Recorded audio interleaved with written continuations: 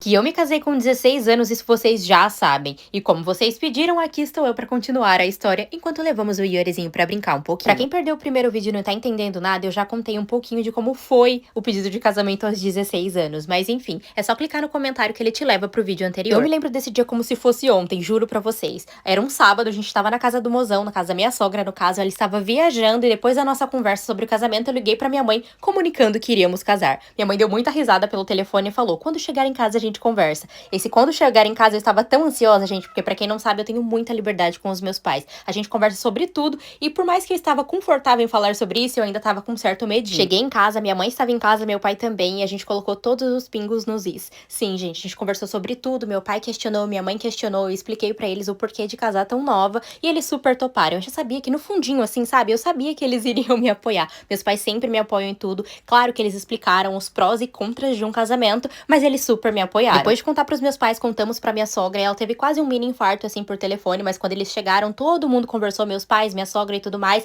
e toparam, e aí sim começou a missão casamento. A nossa ideia inicial, no caso minha e do mozão, era gastar o mínimo possível, porque a gente nem tinha dinheiro, né, gente? Ia sair do bolso dos nossos pais, então era só casar no cartório, tirar algumas fotinhas por lá mesmo, e meu pai, minha mãe e minha sogra deram a ideia de fazer um almoço em uma área de lazer que tinha na nossa cidade. E essa foi a nossa ideia inicial. Só que as coisas foram acontecendo, muitas pessoas foram ajudando e acabou que o nosso casamento saiu assim muito melhor do que a gente imaginava. Eu até casei de noiva, só pra vocês terem noção. Fora os nossos pais, ainda tiveram muitas outras pessoas maravilhosas por trás do nosso casamento, que ajudaram tanto antes quanto no dia do casamento, que deram algumas coisas, que alugaram algumas outras coisas, que ajudaram a cozinhar no dia, então realmente era pra ser. Foi lindo, maravilhoso, como eu falei pra vocês, muito mais do que a gente esperava, deu pra aproveitar super, só que o que a gente não esperava é que no meio dessa organização de casamento, lembra que eu falei pra vocês que o mozão não tava conseguindo arrumar emprego? Pois bem, surgiu uma entrevista de emprego pra ele, e vocês acreditam que o mozão conseguiu a vaga? E agora? O que a gente vai fazer? Era casamento acontecendo, o mozão sendo aprovado no emprego, mas a gente não tava casando pra você ir pro Japão trabalhar? Gente, realmente surgiu um ponto de interrogação gigante na nossa cabeça. O que a gente ia fazer agora?